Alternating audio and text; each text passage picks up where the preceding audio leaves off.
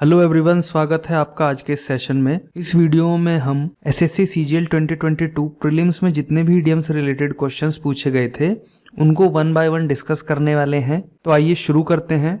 सबसे पहला है इडियम ऑल आइज। इसके अगेंस्ट 4 ऑप्शन दिए हुए हैं: watching eagerly, not watching at all, watching with anger, watching with no interest. पहला है ईगर का अर्थ होता है बेसब्री से, तो इसका अर्थ हो जाएगा बेसब्री से देखना।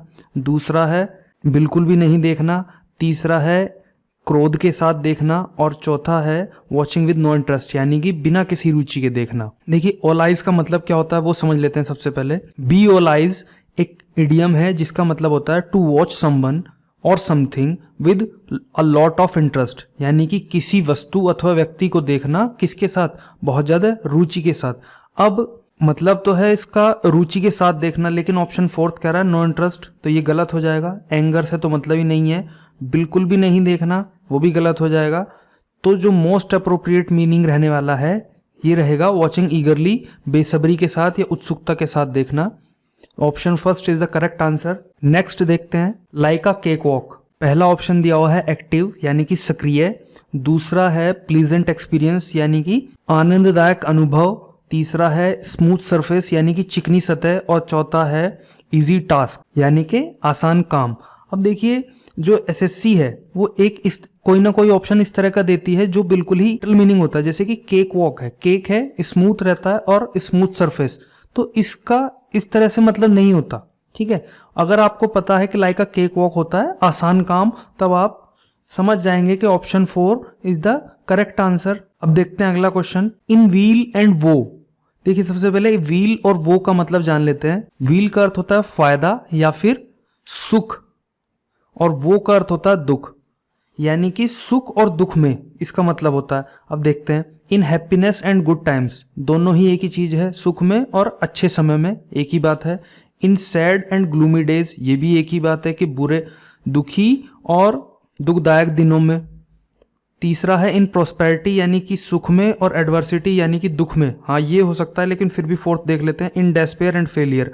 इन दोनों का मीनिंग भी एक ही है, डेस्पेयर निराशा, फेलियर असफलता। तो जो मोस्ट अप्रोप्रिएट मीनिंग या फिर करेक्ट मीनिंग रहने वाला है वो है ऑप्शन 3, सुख और दुख में।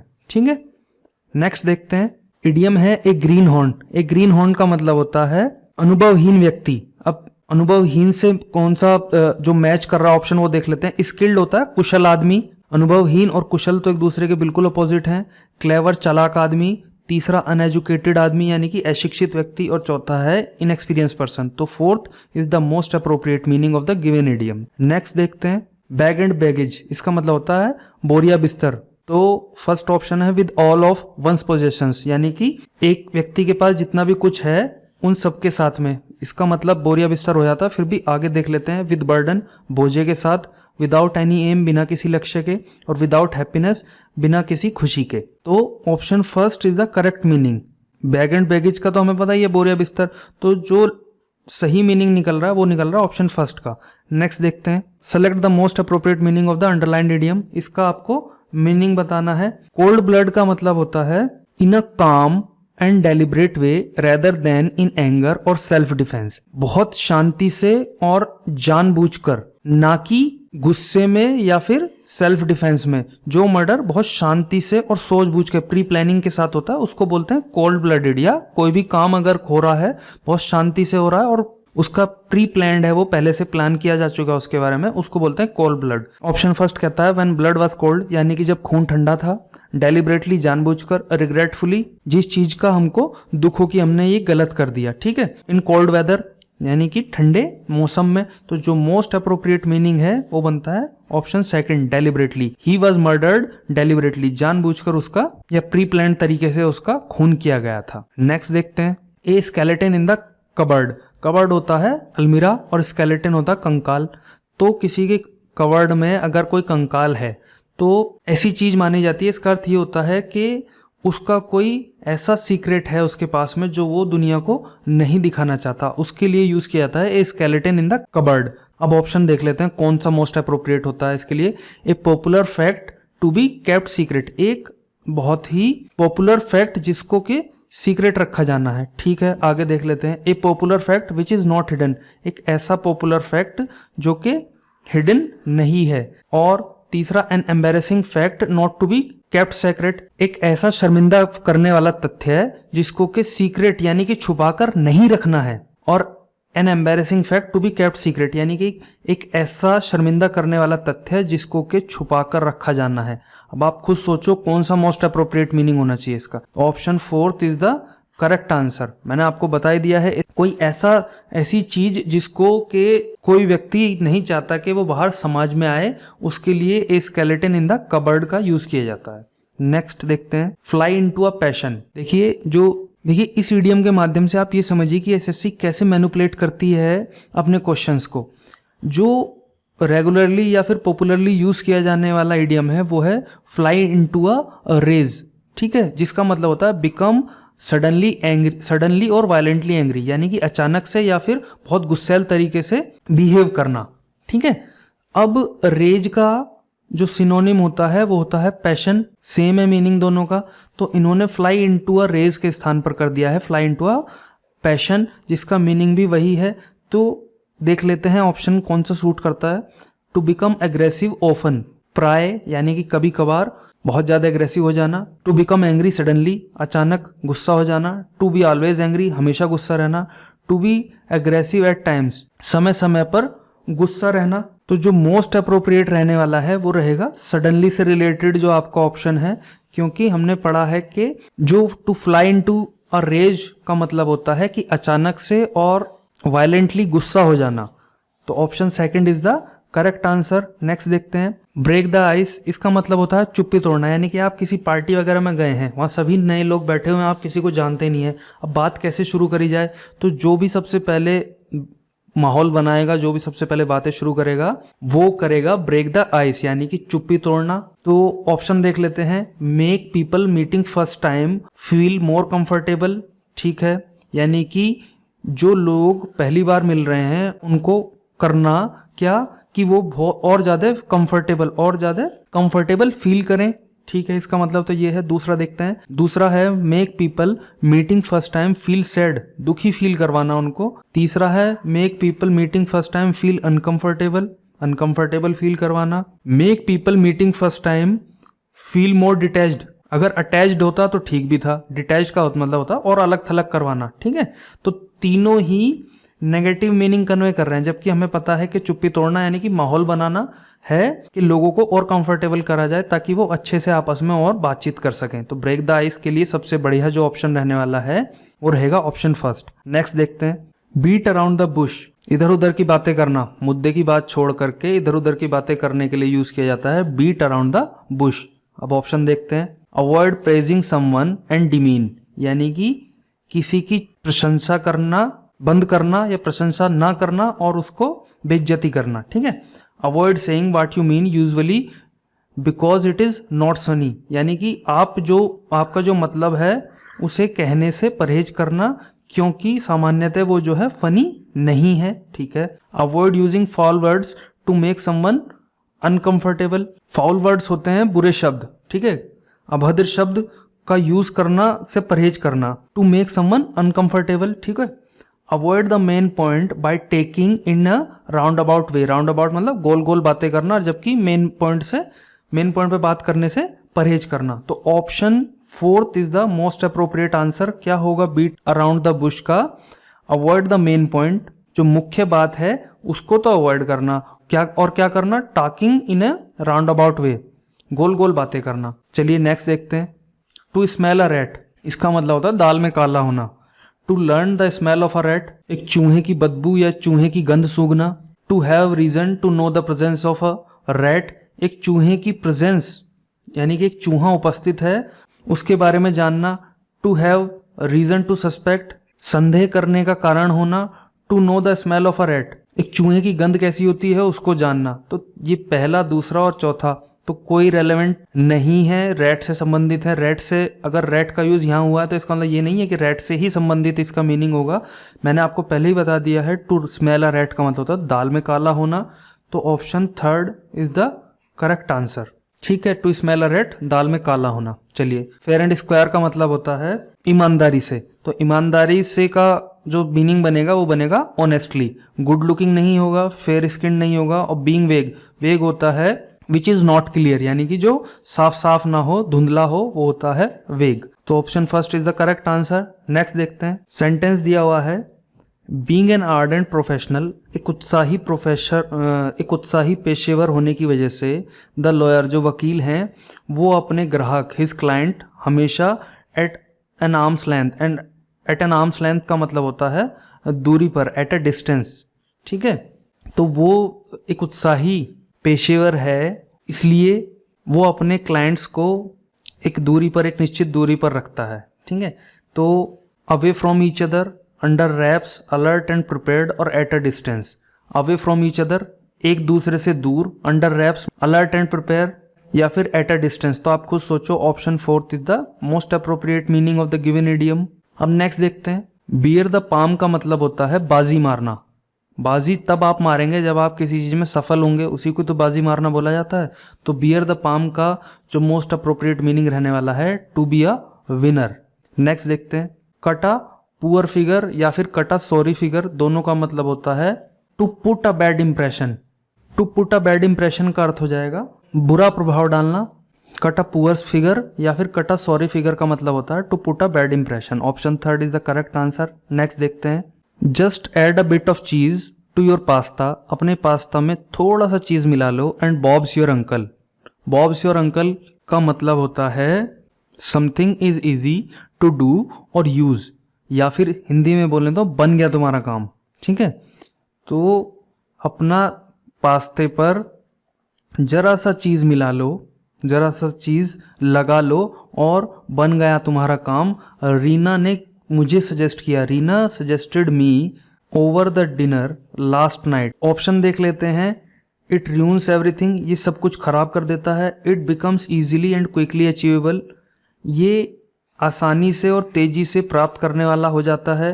इट चेंजेस नथिंग, ये कोई प्रभाव नहीं डालता। इट चेंजेस द अपीयरेंस, ये जो लुक है उसका, जो दिखावट है उसको बदल देता है। तो अब आप देखो कि ऑप्शन फर्स्ट और थर्ड नहीं होंगे, सेकंड और फोर्थ में भी जो मोस्ट अप्रोप्रिएट रहने वाला है वो रहेगा option second, it becomes easily and quickly achievable. Next देखते हैं, when the district attorney asked the convict about the details of the day of the crime, he started beating about the Bush. हम लोग beat about the Bush पढ़ चुके हैं, जिसका मतलब होता है मेन मुद्दे पर ना आकर के इधर उधर की बातें करना। देख लेते हैं चारों ऑप्शन में से कौन सा सही है। Trying to invoke sympathy, invoke होता है आह्वान करना या फिर लाना, और सिंपैथी होता है सहानुभूति, सहानुभूति प्राप्त करने की कोशिश करना। एक्यूजिंग अदर्स ऑफ क्राइम, किसी दूसरे पर आरोप लगाना गुनाह का। Speaking in a confusing manner without giving a correct answer, ताकि लोग कंफ्यूज हो सकें, इस तरह की बातें करना और सही आंसर, सही उत्तर नहीं देना। बीइंग एक्सेसिवली, हद से ज़्यादा अग्रेसिव होना, ठीक है, हद से ज़्यादा हमलावर होना। सो option third is the most appropriate answer of the given idiom which is beating about the Bush. Next देख लेते हैं, I know she really wants the promotion, मैं जानता हूं कि वो उसको प्रमोशन की बहुत ज़्यादा ज़रूरत है। But she really hit me below the hand by telling the boss about my personal problems. Directions क्या है, थोड़ा सा डिफरेंस है इसमें कि select the idiom that can correctly replace the underlined part of the given sentence. Hit me below the hand, इसको इन्होंने underline किया हुआ है और ये कह रहे हैं कि इन चारों में से आपको सेलेक्ट करना है कि कौन सा इसको रिप्लेस कर सकता है। अगर आपने पढ़ा होगा तो hit me below the hand नहीं होता, hit someone below the belt होता है। तो ऑप्शन फर्स्ट में है बिलो द बेल्ट, सेकंड में है hit me the bricks, hit me below the books, hit me below the bottle. तो option first would be the correct answer. Hit someone below the belt का मतलब होता है to strike या फिर to target one's weakness which is unfair practice. Next देखते हैं, select the most appropriate idiom that can substitute the italicised word in the given sentence. I have been a vegetarian for a very long time. 4 idiom दिए हुए हैं options में ना, उसमें से देखना है कि उनमें से किसका मीनिंग ये होता है, यानी कि इसको हटा करके आप उसको रख सकते हैं। 4 ऑप्शन है, चारों के मीनिंग देख लेते हैं।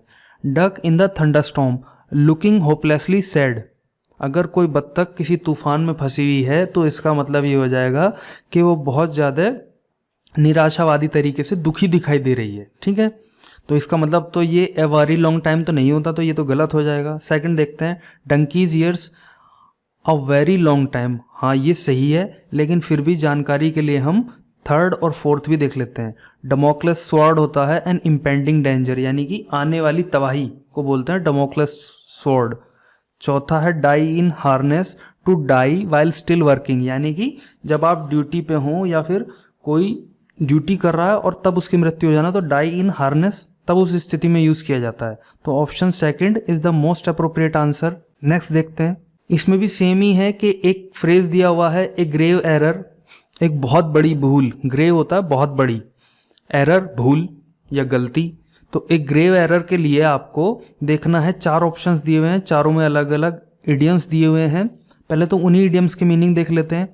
Picking holes in one's coat, find mistake, गलतियां निकालना, जबकि हमें पता है कि हमें रिप्लेस क्या करना है, एक बहुत बड़ी गलती। एक बहुत बड़ी गलती और गलतियां निकालना दो अलग अलग चीज़ें हैं, इसलिए इसको अभी ऐसे ही छोड़ देते हैं। नेक्स्ट देखते हैं, Himalayan blunder, a very serious mistake, एक बहुत बड़ी गलती, ये हो सकता है, लेकिन फिर भी थर्ड और फोर्थ देख लेते हैं। Raining cats and dogs, very heavy rain, बहुत ज़्यादा बड़ी बरसात और जिसमें थंडर स्टॉर्म वगैरह भी हो, ऐसी बरसात को के लिए यूज़ किया। रेनिंग कैट्स एंड डॉग्स, इसमें एक बहुत ध्यान देने वाली बात है कि पिछले दिनों ना, पिछले सालों में एक बार एसएससी ने raining like cats and dogs, इसमें लाइक भी ऐड कर दिया था, जो कि गलत हो जाता। तो रेनिंग कैट्स एंड डॉग्स, इसका मीनिंग ही अपने आप में होता है वेरी हैवी रेन, ठीक है। नेक्स्ट है, minding one's p's and q's, to be careful about behaving in a proper way. Minding one's p's and q's का मतलब होता है कि आप प्रॉपर तरीके से आपका व्यवहार रहे, इसके बारे में बहुत ज़्यादा चिंतित रहना। तो option second is the most appropriate answer. Himalayan blunder मतलब एक बहुत बड़ी गलती, तो उसके लिए आप अ ग्रेव एरर को रिप्लेस कर सकते हैं। नेक्स्ट देखते हैं, the announcement of the new tourism policy of the government has made some people excited और इंटरेस्टेड। इसके लिए आपको चार इडियम दिए हुए हैं, देखना है कि उन चारों में से किसको इसकी जगह आप फिट कर सकते हैं। चारों के मीनिंग देख लेते हैं पहले। Pull out all the stops, to make every possible effort to make something successful, किसी भी चीज को अंत तक पहुंचाने के लिए, किसी भी चीज को सफल बनाने के लिए कोई कसर न छोड़ना। Quicken the pulse, to fill someone with excitement और इंटरेस्ट, किसी को जो है उत्तेजना या फिर रुचि से भर देना। नेक्स्ट है, run around in circles, to keep doing the same thing without achieving anything, यानी कि आप अगर गोल गोल घूमे जा रहे हैं तो आप सेम ही चीज कर रहे हैं लेकिन आपको हासिल कुछ नहीं हो रहा, तो उसके लिए बोला जाएगा run around in circles. Next है, reach for the moon, to set one's goals very high, अपने लक्ष्य को बहुत ज़्यादा हाई कर देना, समटाइम्स अनरियलिस्टिक, ठीक है। तो अब आप खुद सोचो कि इन चारों में से कौन सा मोस्ट अप्रोप्रिएट है जिसको आप इस सेगमेंट की जगह फिट कर सकते हो। Obviously option second is the most appropriate idiom. चलिए नेक्स्ट देखते हैं, इन हॉट वाटर्स, गर्म पानी में। गर्म पानी में मतलब ये नहीं होता आप लिटरली गर्म पानी में हो, इसका मतलब होता है समस्या में, to be in a trouble. तो option third is the correct answer. Next देखते हैं, the lecture by French professor seemed Latin and Greek to the young student, जो फ्रेंच प्रोफेसर ने लेक्चर दिया है किसको, जो युवा विद्यार्थी हैं, वो प्रतीत होता है, क्या प्रतीत होता है, Latin and Greek. Latin and Greek का अर्थ होता है जिसको समझा ना जा सके, तो इंटरेस्टिंग होता है रुचिकर, इनकॉम्प्रिहेंसिबल समझ से परे, लूसिड होता है जिसका अर्थ स्पष्ट हो, अनबायस्ड होता है जो कि निष्पक्ष हो। तो अब आप खुद सोचो कि इसका क्या आंसर होना चाहिए। लैटिन एंड ग्रीक का मैंने आपको बता दिया, मतलब जो कि समझ से परे हो, जिसको समझना मुश्किल हो। तो option second is the most appropriate answer.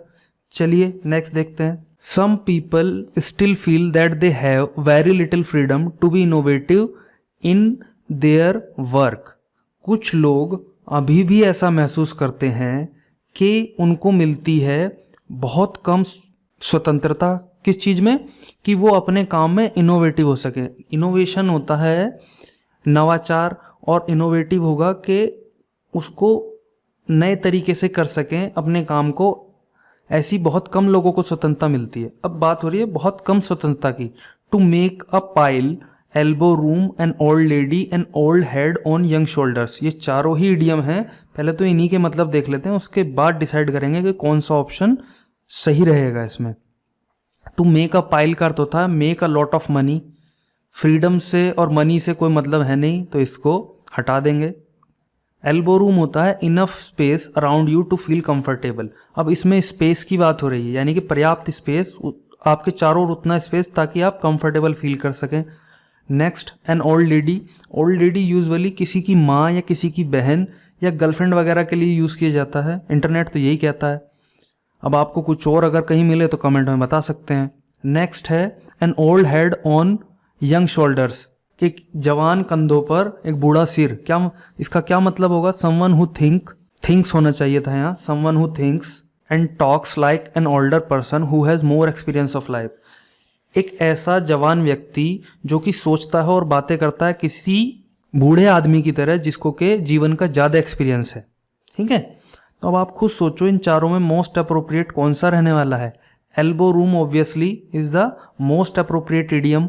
Next चलते हैं। When the war breaks out, जब युद्ध शुरू होता है।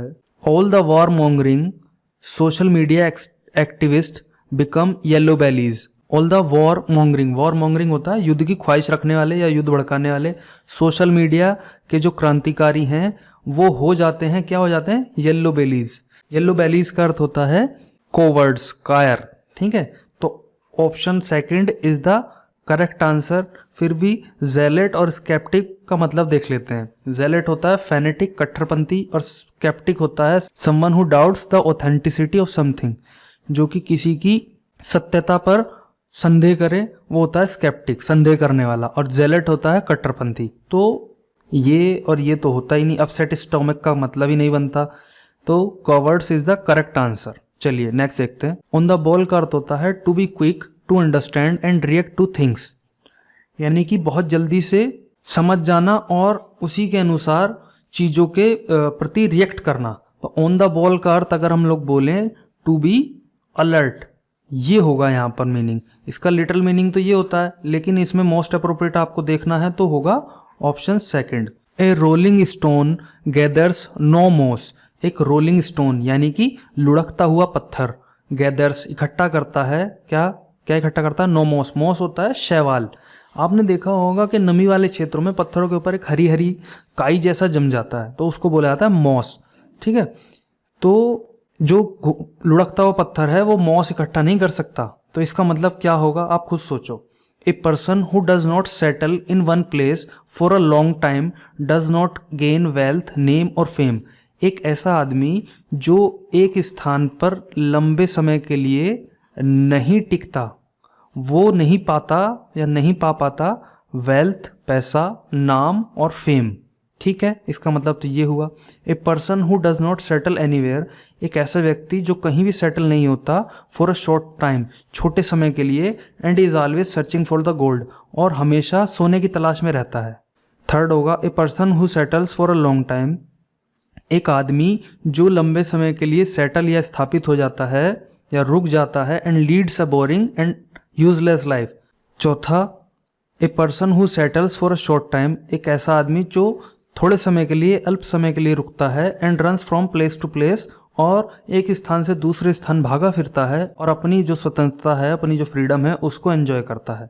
तो अब आप खुद सोचो, देखो रोलिंग स्टोन जो है ना वो अपनी जगह नहीं रुकता, लगातार लुढ़क अपनी पोजीशन बदलता रहता है और वो कुछ पा भी नहीं पाता। तो इसका जो मीनिंग होगा वो होगा ऑप्शन फर्स्ट, कि एक तो लंबे समय तक कहीं रुकता नहीं है और उसके साथ में उसको कुछ मिल भी नहीं पाता। बाकी फिर searching for gold, useless life, वैसे भी यहाँ तो ए person who settles for a long time, तो लॉन्ग टाइम रोलिंग स्टोन का लॉन्ग टाइम से कोई मतलब बनता नहीं है। ठीक है, फोर्थ में और फर्स्ट में आपको कंफ्यूजन हो सकता है, तो वो आप दूर कर लीजिए कि option first is the most appropriate meaning of the given idiom. ठीक है, नेक्स्ट देखते हैं। The world needs a global leader, संसार को एक ऐसे ग्लोबल लीडर की ज़रूरत है जो कि जेस्चर ऑफ पीस, शांति का संदेश पहुंचा सके या लोगों को दे सके। ठीक है, तो जेस्चर ऑफ पीस के लिए आपको 4 इन्होंने इडियम दिए हैं, चारों अलग अलग ऑप्शन में। पहले तो उन्हीं का मीनिंग देख लेते हैं। एक ग्रास विडो, विडो का अर्थ होता है विधवा। तो एक ऐसी महिला whose husband is away for a prolonged period, एक ऐसी महिला ग्रास विडो कहलाई जाएगी जिसका पति बहुत लंबे लंबे समय के लिए उससे दूर रहता हो। जेस्चर ऑफ पीस का एक ग्रास विडो से तो कोई मतलब होता नहीं है, ये गलत हो जाएगा। फिर आता है हेल्सियन डेज, तो हैप्पी एंड पीसफुल टाइम, ये भी नहीं बन रहा। तीसरा an olive branch, a gesture of peace, olive branch का मतलब ही होता है शांति का संदेश, तो ये सही है बिल्कुल। और मदर विट का अर्थ होता है नेटिव प्रैक्टिकल नॉलेज या फिर दादी के नुस्खे, ठीक है। तो option third is the most appropriate option. The young boy was born with a silver spoon in his mouth, चांदी के चम्मच के साथ मुंह में चांदी की चम्मच लेकर पैदा होना, तो उसका मतलब क्या होता है, बहुत ज़्यादा बड़े आलीशान घर में पैदा होना। Born with a spoon that was not of gold, यानी कि एक ऐसी चम्मच के साथ पैदा होना जो कि सोने से नहीं बनी हुई थी, कोई मतलब नहीं बनता इसका।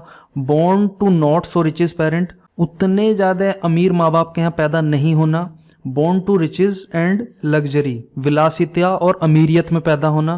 Born with a spoon stuck in his mouth, पैदा होना एक ऐसी स्पून के साथ जिसमें वो स्पून जो है वो बच्चे के या पैदा होने वाले के मुंह में ही चिपकी हुई हो या मुंह में ही फंसी हुई हो, इसका तो बिल्कुल कोई मतलब नहीं बनता। तो option third is the correct answer. Next देखते हैं। नोबडी इन द कॉन्फ्रेंस, सम्मेलन में कोई भी seem to believe cock and bull story about such a major movie star, ठीक है। कोक होता है मुर्गा और बुल होता है बैल, मुर्गे और बैल की कहानी। मुर्गे और बैल की कहानी से मतलब होता है बेसिकली कि ऐसी बकवास या ऐसी बातें जिनका कोई सिर पैर ना हो या फिर जो कि जिनमें बहुत ज़्यादा हवाबाजी हो, उसके लिए ऑप्शन दिए हैं उन्होंने 4। फैक्चुअल स्टोरी, यानी कि जिसमें तथ्य हों। इंटरेस्टिंग, रुचिकर कहानी। सीक्रेटिव, यानी कि रहस्यमयी कहानी। और वाइल्डली एक्सेजरेटेड और फाल्सीफाई स्टोरी, यानी कि जिसको बहुत बढ़ा चढ़ाकर या फिर झूठे तथ्यों के साथ में बनाया गया हो ऐसी कहानी। तो option 4 is the correct answer. Next देखते हैं। The game is now in full swing, in full swing का अर्थ होता है पूरे जोरों पर, तो जो खेल है वो अब पूरे जोरों पर है। तो इसका ऑप्शन दिए हैं 4। वेरी एक्टिव, बहुत ज़्यादा सक्रिय। Playing on the swings, swing होते हैं झूला, यानी कि झूले पर खेलना। वेरी पैसिव, बहुत ज़्यादा निष्क्रिय। या फिर वेरी अनइंटरेस्टिंग, बहुत ज़्यादा अरुचिकर, जिसमें इंटरेस्ट ना आए बिल्कुल भी। तो आप खुद सोचो कि इसमें कौन सा सही आंसर होना चाहिए। फुल स्विंग मैंने बताया पूरे जोरों पर, तो option first is the correct answer. Very active, बहुत ज़्यादा सक्रिय। नेक्स्ट देखते हैं। The MD of the company let the cat out of the bag by telling her secretary who got the much coveted promotion. Let the cat out of the bag का मतलब देख लो, to disclose something, या फिर रहस्य खोल देना। और वो भी जब आप उसको चाहते ना हो कि वो जो है पता चले लोगों को। तो इसके लिए आप देखो कि चारों ऑप्शन में से कौन सा होना चाहिए। Secretly confide, openly confess, to allow a secret to be known usually without intending to, ठीक है। एक ऐसा सीक्रेट जो कि लोगों को पता चले लेकिन आपकी उसमें ऐसी इंटेंशन ना हो, यानी कि ऐसी आपकी इच्छा ना हो कि वो लोगों को पता चले। तो option third is the correct answer. Next, take something at face value, किसी के चेहरे पर देखकर या किसी के चेहरे को देखकर विश्वास कर लेना। ऑप्शन है नॉट लाफ और change your expression even though you want to laugh, नहीं हंसना या फिर अपने हाव भाव को चेंज नहीं करना तब भी जबकि आप हंसना चाहते हो। Accept something as it looks, किसी चीज को स्वीकार करना जैसी कि वो दिखती है। विदाउट थिंकिंग, बिना सोचे। अबाउट, किस बारे में, कि it might in fact not be quite what it appears, कि ये शायद ऐसी ना हो जैसी ये दिखती है, फिर भी उसको स्वीकार कर लेना उसको देख करके, ठीक है। Show that you don't like something by making an unpleasant expression, ऐसा दिखाना कि आप किसी चीज को पसंद नहीं करते हैं। बाय मेकिंग एंड, और कैसे बताना, एक अनप्लेजेंट एक्सप्रेशन, एक अप्रिय, अनप्लेजेंट का होता है जो पसंद ना आए, या अप्रिय जिसको बोलें एक्सप्रेशन, अप्रिय हाव भाव बना करके ये दर्शाना कि आपको कोई चीज़ पसंद नहीं आई है। According to the appearance of something, किसी चीज़ के अपीयरेंस यानी कि वो कैसी दिख रही है उसके अनुसार। देखो तो ऑप्शन सेकंड और फोर्थ में अपीयरेंस की बात हो रही है, लेकिन जो ऑप्शन सेकंड है ना वो है इसका एग्जैक्ट मीनिंग कि कोई भी चीज़ आप स्वीकार कर लोगे ये देख करके ठीक लग रही है, बिना ये सोचे कि हो सकता है जैसी दिख रही है वैसी ना हो बाद में, तो उसके लिए यूज़ किया जाता है take something at face value. ठीक है, नेक्स्ट देखते हैं। Turn over a new leaf, नई शुरुआत करना। To begin again, to change your behaviour in positive way, अपना व्यवहार सकारात्मक तरीके से या सकारात्मकता की ओर चेंज करना, बदलना। Next, a fair weather friend, सुख का साथी। सुख का साथी वो होता है कि जब आपके पास में मुसीबत आए, कहीं लड़ाई वड़ाई हो जाए ना आपकी, वो कहीं नहीं दिखेगा, दूर भाग जाएगा, मुसीबत आ रखी है, गायब हो जाएगा। ठीक है, तो वो होता है fair weather friend. A fair weather friend can never be trusted in the times of exigency. Exigency का अर्थ होता है जरूरत, तो जरूरत के समय पे जो सुख का साथी है ना केवल, उसको कभी ट्रस्ट नहीं करना चाहिए कि वो काम आएगा आपके। तो ए फेयर वेदर फ्रेंड होगा, देखो ए क्लोज फ्रेंड, एक घनिष्ठ मित्र नहीं। ए पेन फ्रेंड, इसका मतलब अभी आपको बताता हूँ क्या होता है। ए पेन फ्रेंड वो होता है a person that you become friendly with, एक ऐसा व्यक्ति जिसके साथ आपकी मित्रता हुई हो बाय एक्सचेंजिंग लेटर्स, पत्र व्यवहार के दौरान। ठीक है, often a person that you have never met, आमतौर पर ये एक ऐसा व्यक्ति होता है जिसको आप कभी नहीं मिले पर आपकी मित्रता कैसे हो गई, पत्र व्यवहार करते रहे आप, ऐसे मित्रता हो गई। या आजकल अगर हम लोग देखें तो एग्जाम्पल के तौर पे ये मान के चलिए जैसे कि फेसबुक पे आप कभी मिले नहीं लेकिन मित्रता हो गई। ठीक है, तो वो होता है ए पेन फ्रेंड। ए सेल्फिश फ्रेंड, स्वार्थी दोस्त। और एन ओल्ड एक्वेंटेंस, एक पुराना परिचित। एक्वेंटेंस होता है एक ऐसा जान पहचान वाला व्यक्ति जिससे आप उसको जानते तो हो लेकिन आपका वो मित्र ना हो, तो उसको बोलते हैं एक्वेंटेंस। ठीक है, इसको आप लोग समझ भी लेना, ये स्पेलिंग में भी कई बार पूछा जाता है तो इसकी स्पेलिंग भी आप लोग ध्यान दे देना। तो ऑप्शन थर्ड इसका बिल्कुल सही आंसर होगा, a fair weather friend is a selfish friend. Cudgel one's brain, इसका मीनिंग देख लेते हैं। इसका मीनिंग होता है माथा पच्ची करना। थिंकिंग अबाउट अ डिबेट, एक डिबेट के बारे में सोचना। नॉट टू थिंक, बिल्कुल भी ना सोचना। टू थिंक हार्ड, बहुत ज़्यादा सोचना या जिसको बोलते हैं माथा पच्ची करना।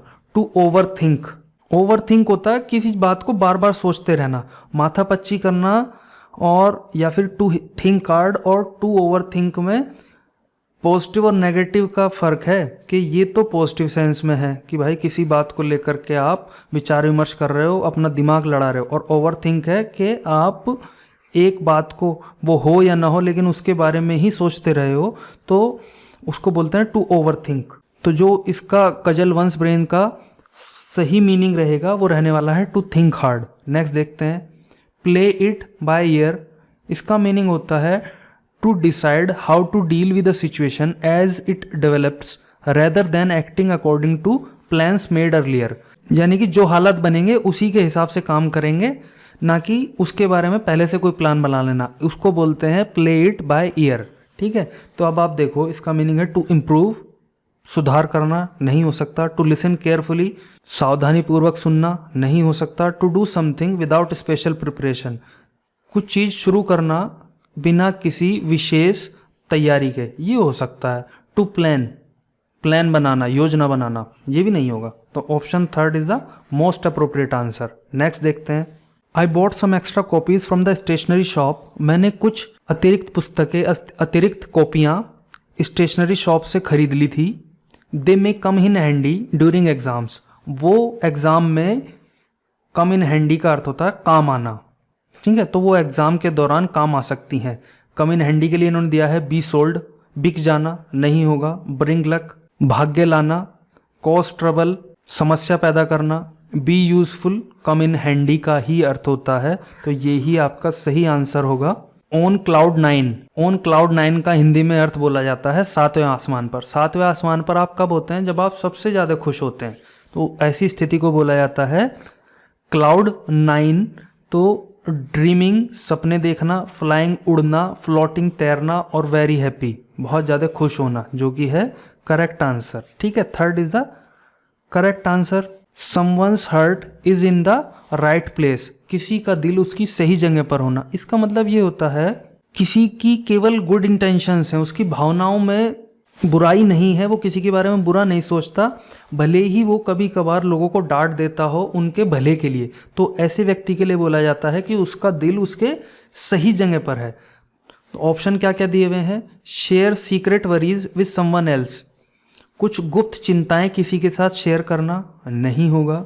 समवन इज गुड, कोई अच्छा है, इवन इफ दे समटाइम्स, भले ही वो कभी कभार, बिहेव इन रॉन्ग मैनर, गलत तरीके से व्यवहार करते हों। तो मैंने जो बताया कि भाई हो सकता है जब आपको कोई डांट रहा है, आपके टीचर, आपके माता पिता आपको डांट रहे हैं, तो वो आपको गलत लग सकते हैं, लेकिन वो कर आपके भले के लिए रहे हैं, तो उसके लिए बोला जाएगा someone's heart is in the right place. Option second is the correct answer. Third और फोर्थ को आप देख लेना, अगर कोई इशू है तब आप कमेंट कर सकते हैं। नेक्स्ट देखते हैं, down the tubes. Down the tubes का अर्थ होता है कि पूरी तरीके से असफल हो जाना। इसका मीनिंग आप याद कर सकते हैं, डाउन द ट्यूब्स मतलब fail completely. Option 4 is the correct answer. ठीक है, ऑप्शन फर्स्ट का मतलब है मिंटिंग मनी, पैसे बनाना, पैसे छापना। बीइंग इनफॉर्मल, अनौपचारिक रहना। गोइंग टू स्विम, तैरने के लिए जाना। तो ये तीनों गलत हैं, जो सही है वो है ऑप्शन फोर्थ। नेक्स्ट है, I begged him to reconsider my application, मैंने उससे मेरी प्रार्थना पत्र पर पुनर्विचार करने की प्रार्थना की, but he put his foot down. Put his foot down का मतलब होता है बात मानने से बिल्कुल इनकार कर देना। मैंने उसको प्रार्थना की क्या कि वो मेरे एप्लीकेशन पर पुनर्विचार करे, लेकिन उसने साफ मना कर दिया। ठीक है भाई, तो देखो ऑप्शन क्या सही होगा। एग्रीड टू कंसिडर, वो मान गया रिकंसिडर करने के लिए। रिफ्यूज टू यील्ड, यील्ड का अर्थ होता है राजी होना, यानी कि उसने राजी होने से मना कर दिया। डिड नॉट रन, नहीं दौड़ा। Stamped his foot down, stamped his foot down का अर्थ हो जाएगा अपना पैर नीचे कर लिया, तो इसका भी कोई सेंस नहीं बनता। तो जो मैंने आपको बताया कि उसने साफ मना कर दिया, यानी कि रिफ्यूज टू यील्ड। ठीक है, option second is the correct answer. Next देखते हैं, फेयर वेदर फ्रेंड्स, हम पढ़ ही चुके हैं कि सुख के साथी, अच्छे दिनों के साथी, अच्छे दिनों के मित्र के लिए फेयर वेदर फ्रेंड्स का यूज़ किया जाता है। तब आप खुद बताओ कि इसका आंसर, कमेंट में बताना आप लोग के इसका सही आंसर कौन सा होना चाहिए। चलिए ये आपके ऊपर छोड़ देते हैं, कमेंट में बताना। नेक्स्ट है, select the sentence that uses the idiom correctly. अब 4 सेंटेंस दिए हैं 4 ऑप्शन में ना, उनमें एक इडियम को यूज़ किया गया है, लेकिन सही सेंस में जहाँ पर यूज़ किया गया है वो आपको बताना है कौन से सेंटेंस में यूज़ किया गया है। सबसे पहले तो आप इडियम देख लो है कौन सा, कोल्ड फीट। ठीक है, कोल्ड फीट का मतलब समझो, suddenly feel nervous about doing something, अचानक से बेचैनी फील करना, बेचैनी महसूस करना किसी काम को करने में। ठीक है, उसको बोलते हैं कोल्ड फीट या फिर गेट कोल्ड फीट। अब आप देखो, वॉकिंग बेयर फीट, नंगे पांव घूमने से, कहाँ पर, on grass, gave him cold feet. Literal meaning देखें तो सही लगेगा बिल्कुल कि नंगे पांव घास पर घूमने से उसके पैर ठंडे हो गए, लेकिन हमने पढ़ा है कि कोल्ड फीट का मतलब पैर ठंडे होना नहीं होता, उसका मतलब होता है नर्वस होना, बेचैन हो जाना। ठीक है, तो ऑप्शन फर्स्ट तो सही नहीं होगा। Ranita was not selected for the job, Ranita काम के लिए सेलेक्ट नहीं हुई या रनीता का काम के लिए चयन नहीं हुआ। As she got cold feet, क्योंकि वो जो है काम को करने से पहले नर्वस हो गई। ये हो सकता है, इसको फिलहाल के लिए सही मान लेते हैं, लेकिन थर्ड और फोर्थ को चेक करना तो हमारा परम कर्तव्य है। उसको देखते हैं। आफ्टर टू मच साइकिलिंग, बहुत ज़्यादा साइकिल चलाने के बाद Arun got cold feet, Arun बहुत ज़्यादा साइकिल चलाने के बाद नर्वस हो गया। सही सेंस नहीं बनती है बिल्कुल भी। ठीक है, one can swim easily with cold feet, literal meaning तो सबका सही लग रहा है, अगर ठंडे पाँव वाला मीनिंग से देखें तो वो सबका सही है, लेकिन हमने पढ़ा है कि कोल्ड फीट का मतलब होता है नर्वस हो जाना। एक कोई व्यक्ति आराम से तैर सकता है विद कोल्ड फीट, जब वो नर्वस हो जाए तो आराम से कहाँ तैर पाएगा, तो डूब जाएगा, मर जाएगा वो तो। तो जो ऑप्शन सेकंड है वो ही मोस्ट अप्रोप्रिएट बनता है। रनीता का सिलेक्शन जॉब के लिए, काम के लिए इसलिए नहीं हुआ क्योंकि वो काम को करने से पहले या काम को करने के बारे में नर्वस हो गई, ठीक से इंटरव्यू में परफॉर्म नहीं कर पाई। नेक्स्ट देखते हैं, the new intern is a green horn. Green horn के बारे में भी हम लोग पढ़ चुके हैं पहले से ही। And does his superior take advantage of him. जो नई इंटर्न है वो ग्रीन हॉर्न है और इसलिए उसके जो सुपीरियर्स हैं, उसके जो वरिष्ठ हैं, उसका फ़ायदा उठाते हैं। अब आपको बताना है इसमें से चारों में से कमेंट में कि कौन सा ऑप्शन सही है इसका। नेक्स्ट देखते हैं, after several years of cheating on his PhD work the candidate finally had to face the music and lose the opportunity. Face the music का अर्थ होता है बुरे परिणाम प्राप्त करना, ठीक है। टू एक्सेप्ट अनप्लेजेंट, जो अच्छे परिणाम नहीं हैं उनको स्वीकार करना, उसका मतलब होगा फेस द म्यूजिक। तो option second is the correct answer. एक बार इसका हिंदी मीनिंग भी देख लेते हैं। अपने PhD वर्क में या अपने जो PhD वो कर रहा था उसमें कई सालों तक चीटिंग करने के बाद, PhD में बेसिकली शोध होते हैं ना, तो हो सकता है शोध किसी का थीसिस किसी की चुरा चुरा के वो उसमें चीटिंग कर रहा हो, जो भी हो। कई सालों तक अपने PhD वर्क में चीटिंग करने के बाद जो कैंडिडेट है, अभ्यर्थी, had to face the music, यानी कि अनप्लेजेंट, अरुचिकर या फिर अप्रिय उसको परिणाम मिले और उसने जो अपॉर्चुनिटी मिली थी उसको खो दिया, ठीक है। तो option second is the correct answer. Next देखते हैं, लूज योर मार्बल्स। अपने मार्बल खो देना, मार्बल कंचों को भी बोलते हैं और भाई पत्थर तो होता ही है, तो लिटिल मीनिंग तो कुछ और ही बन रहा है इसका। खैर, आप अगर चाहो तो लिटिल मीनिंग से भी याद कर सकते हो उसको। अगर कोई कंचे खेलने वाला बच्चा है ना, उसके अगर कंचे खो जाए तो पागल हो जाता है, तो इसका मीनिंग भी यही होगा, टू गो इनसेन, ठीक है। Option third is the correct answer, पगला जाना। नेक्स्ट है, he is sitting on the fence. वो फेंस के ऊपर बैठा हुआ है। Fence, sitting on the fence का मतलब होता है कि दो पक्षों की बीच में अगर कोई मुद्दा है, विवादित मुद्दा है, तो उसको दूर से ही देखना, ना उसमें अपनी राय रखना, ना कुछ बोलना, बस अपना जो है सीढ़ियों के ऊपर बैठ करके या जो चार दीवारी है वहाँ से बस मामले को देखता रहना। तो इसका मतलब होगा ही कैंट टेक अ डिसीजन, कोई भी निर्णय न लेना, ठीक है। सिटिंग ऑन द फेंस का मतलब होता है कोई भी निर्णय ना लेना, तटस्थ रहना। नेक्स्ट, द एंशियस ड्यूक, जो चिंतित ड्यूक है वो पाया गया। स्ट्रोलिंग का अर्थ होता है चहलकदमी करना या आवारागर्दी करना, तो आवारागर्दी तो नहीं होगा, यहाँ पर होगा चहलकदमी। गार्डन में यहाँ से वहाँ, टू एंड फ्रो का अर्थ होता है यहाँ से वहाँ, forward and backward. So option third is the correct answer. Forward and backward meaning होगा टू एंड फ्रो का। नेक्स्ट देखते हैं, the sailor tells great tales of adventure that you should take with a grain of salt. Take something with a grain of salt का अर्थ होता है not take too seriously, यानी कि उसने जो बोला ऐसा नहीं है कि आप उसको बहुत ज़्यादा सीरियसली लो या उसको बहुत ज़्यादा विश्वास कर लो। तो जो नाविक हैं वो बड़ी बड़ी कहानियाँ, साहसिक कार्य, एडवेंचर का अर्थ होता है साहसिक कार्य, साहसिक कार्यों की बड़ी बड़ी गाथाएं सुनाते हैं। कौन? सेलर, नाविक, जिनको आपको ऐसा नहीं है कि बिल्कुल ही आप उसने कह दिया और उसको 100% सत्य मान लिया, है ना। तो option second, not take too seriously, उसको बहुत ज़्यादा सीरियसली नहीं लेना। तो option second is the correct answer. Next देखते हैं, आफ्टर गवर्नमेंट इंटरवेंशंस, जो सरकार का हस्तक्षेप है उसके बाद में द एनरोलमेंट होता है नामांकन और रिटेंशन होता है बने रहना। जो फीमेल स्टूडेंट्स का नामांकन और उनका बने रहना है कहाँ, कहीं किसी संस्था में होगा, वो बढ़ गया है by leaps and bounds. By leaps and bounds होता है स्विफ्टली, तेजी से।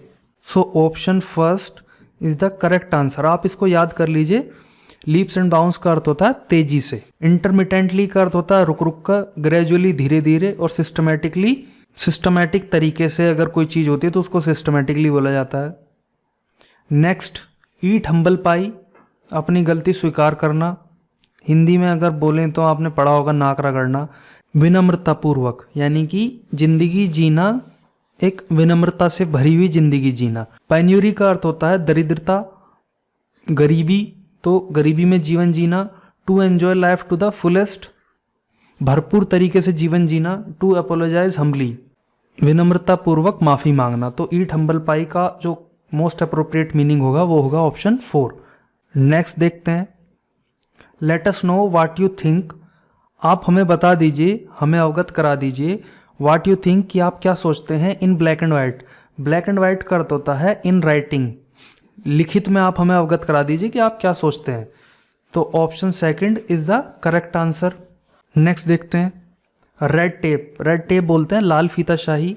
ये एक ऐसी प्रक्रिया है जिसमें आमतौर पर ये दर्शाया जाता है कि सरकारी जो ब्यूरोक्रेट्स हैं या जो बाबू हैं वो किसी भी काम को करने को बहुत ज़्यादा आतुर नहीं रहते हैं, टाल मटोली करते रहते हैं, उसको बोला जाता है लाल फीताशाही। अब मीनिंग देख लेते हैं ऑप्शंस के, कौन सा मोस्ट अप्रोप्रिएट इसके ऊपर फिट होता है। Catch someone at a moment, किसी को ऐसे समय पकड़ लेना, they are doing something wrong, जब वो गलत कर रहे हो। Official rules and bureaucracy that make it difficult to do something, ऐसे ऑफिशियल रूल्स या फिर नौकरशाही जो किसी भी चीज़ को का प्रतिपादन या फिर उसको करने में मुसीबत खड़ी करती रहती है। ठीक है, ये हो सकता है, लेकिन थर्ड और फोर्थ भी देख लेते हैं। Something unimportant that takes attention from the main subject, ऐसा कुछ गैर जरूरी जो कि मेन सब्जेक्ट से आपका ध्यान भटका देता है। Have a negative amount in your bank balance, balance यानी कि आपके खाते में माइनस में बैलेंस चले जाना। तो ऑप्शन सेकंड ही सबसे सही आंसर बनता है लाल फीताशाही का। चलिए नेक्स्ट देखते हैं, स्टीयर क्लियर ऑफ, बचा ले जाना या बच के निकल जाना।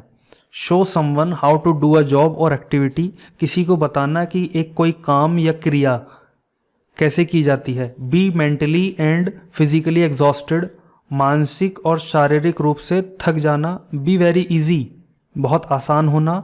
अवॉइड समवन, किसी से परहेज करना, किसी व्यक्ति अथवा वस्तु से परहेज करना। क्यों? Because it is dangerous for you, क्योंकि ये आपके लिए हानिकारक हो सकती है। तो स्टेयर क्लियर ऑफ का मैंने बताया बचा ले जाना, बच निकलना, टू अवॉइड समवन। ठीक है, तो option fourth is the correct answer. चलिए नेक्स्ट देखते हैं, होल्ड वाटर। होल्ड वाटर का मतलब तो लिटरल तो होगा पानी पकड़ना, लेकिन ये नहीं होता। इसका होता है मतलब रीजनेबल, यानी कि तर्कसंगत, जिसका कोई सेंस बनती हो किसी बात की। ठीक है, appear to be of no value, बिना कीमत के या जिसकी कोई कीमत ना हो ऐसा प्रतीत होना या ऐसा दिखाई पड़ना। ए डायल्यूटेड आर्ग्यूमेंट, एक छितरा हुआ या फिर एक कम इंटेंसिटी वाला बहसबाजी। अपेयर टू बी वैलिड और रीजनेबल, वैध या फिर तर्कसंगत प्रतीत होता हो, उसको बोलेंगे होल्ड वाटर। या फिर स्टॉप एम्फेसाइजिंग अ पॉइंट, किसी बिंदु पर जोर देना बंद करना। तो आप खुद सोचो, मैंने आपको बताया होल्ड वाटर होता है रीजनेबल, टेनेबल, तर्कसंगत, वो होगा ऑप्शन थर्ड। चलिए नेक्स्ट देखते हैं, the intern aspired to understand the ins and out of the operating system of the institution. जो इंटर्न है, इंटर्न का अर्थ होता है प्रशिक्षु, तो जो प्रशिक्षु है उसकी ऐसी एस्पिरेशन है या ऐसी उसकी इच्छा है, भावना है, क्या समझने की, क्या समझने की, जो इन्स एंड आउट्स हैं। इन्स एंड आउट्स का मतलब होता है कंप्लीट डिटेल। तो संस्था के जो ऑपरेटिंग सिस्टम है उसकी कंप्लीट डिटेल के बारे में समझने की इच्छा है किसकी, जो नया प्रशिक्षु है। इन्स एंड आउट्स के लिए देख लेते हैं, इलेबोरेट थ्योरीज, थ्योरी हैं उनको विस्तार पूर्वक बताना। Detail description, stern regulation, prior condition. तो ऑप्शन सेकंड डिटेल डिस्क्रिप्शन किसका, कंपनी के या फिर संस्था के जो ऑपरेटिंग सिस्टम है उसके बारे में जानना चाहता है, जानने की इच्छा रखता है जो नया प्रशिक्षु है। Option second is the correct answer. My mother said make consistent progress for success, यानी कि आप कंसिस्टेंट होता है लगातार, ऐसा ना हो कि आपने आज कर लिया और 10 दिन की छुट्टी, 5 दिन की छुट्टी। तो आपको आपकी पढ़ाई भी कंसिस्टेंटली करनी चाहिए। Make consistent progress for success, उसके लिए होता है स्लो एंड स्टडी। आपने सुना होगा ना, धीरे लेकिन मजबूती से, slow and steady wins the race. तो वो यही है, option third is the correct answer. Ins and outs के बारे में हमने पिछले ईडियम में पढ़ ही लिया है। मेक अ हैबिट, आदत बनाना। डूज एंड डोंट्स, क्या करें और क्या ना करें। तो ऑप्शन फर्स्ट की तो कोई सेंस बनती नहीं है। और मेक ए हैबिट क्या, कुछ पता तो चल नहीं रहा है। तो make consistent progress for success का अर्थ होगा स्लो एंड स्टडी। चलिए नेक्स्ट देखते हैं। A village fair is a place that contains many interesting objects. People of all age groups eagerly waits for this.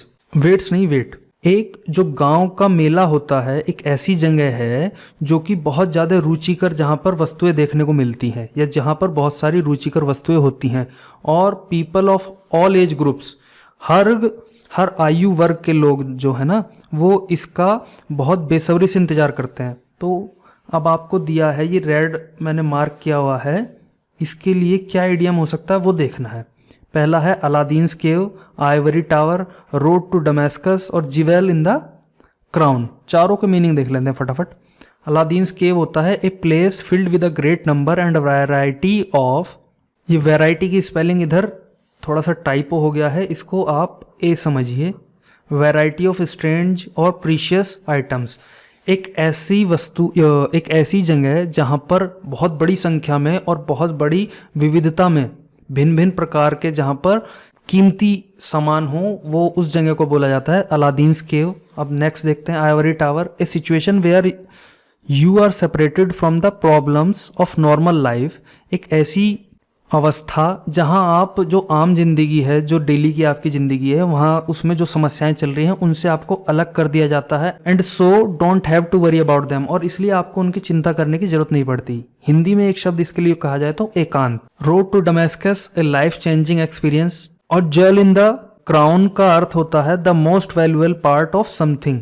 ठीक है, क्राउन के अंदर अगर कोई गहना है तो वो उसका मोस्ट इंपॉर्टेंट पार्ट हुआ। अब आप चारों में से देखो कि ये जो सेंटेंस है इसके लिए कौन सा वाला इडियम यूज किया जा सकता है। ऑब्वियसली अलादीन केव ही इसके लिए मोस्ट अप्रोप्रिएट बन रहा है। एकांत, लाइफ चेंजिंग एक्सपीरियंस और एक मोस्ट वैल्यूएबल पार्ट या most important part of something, ये नहीं होंगे। तो एक ऐसी जगह जहाँ पर आपको बहुत ज़्यादा प्रीशियस या बहुमूल्य सामान देखने को मिले या स्ट्रेंज अद्भुत चीज़ें देखने को मिले, वो होगी अलादीन केव। और मेले के लिए भी यही यूज़ किया जाएगा। चलिए नेक्स्ट देखते हैं। I must tell you that it all went pear shaped after you left the meeting in the middle. मुझे तुम्हें बताना चाहिए कि ये सब पियर, पहले तो आप ये देख लो वेंट पियर शेप का मतलब क्या होता है। आपने पियर देखा है? नाशपाती ऊपर से बिल्कुल सही आ रही होती है और नीचे से आकर के एकदम से उसकी शेप ही बिगड़ जाती है। ऊपर तो पतली पतली है और नीचे आकर के एकदम गोल मटोल हो जाती है। टू गो पियर शेप्ड का मतलब हो जाता है कि पहले तो सब कुछ सही चल रहा था लेकिन बाद में यकायक एकाएक सब मामला गड़बड़ हो गया। ठीक है, तो मुझे तुम्हें बताना चाहिए कि तुम्हारे after you left the meeting in the middle, तुम्हारे मध्य में मीटिंग छोड़ने के बाद सब कुछ गड़बड़ा गया। वेंट पियर शेप्ड का मतलब होगा सब कुछ गड़बड़ा गया। तो ऑप्शन फर्स्ट है बिकेम वेरी एंटरटेनिंग, बहुत ज़्यादा एंटरटेनिंग हो गया माहौल। बिकेम ट्रेजिक, दुख भरा। टर्नड आउट फाइन, बिल्कुल अच्छा गुजरा। और या फिर वेंट टेरेबली रॉन्ग, बहुत बुरी तरीके से सब कुछ गलत हो गया उसमें। तो option fourth is the most appropriate answer. So thank you. आज हम लोगों ने जितने भी इडियम्स पूछे गए थे उनको डिस्कस किया है इस वीडियो में। जो हमने आज डिस्कशन किया है इसका आपको पीडीएफ में मेरे टेलीग्राम चैनल पे, जो कि क्वेश्चन बॉक्स के नाम से ही है, वहाँ पर मैं अमूमन डेली क्वेश्चंस पोस्ट करता रहता हूँ, न्यूज़पेपर से उठा करके या फिर और दूसरे डिफरेंट सोर्सेज से उठा करके। आप उसको चाहें तो ज्वाइन कर सकते हैं और इसका पीडीएफ भी आपको वहाँ मिल जाएगा। अंत तक बने रहने के लिए बहुत बहुत धन्यवाद।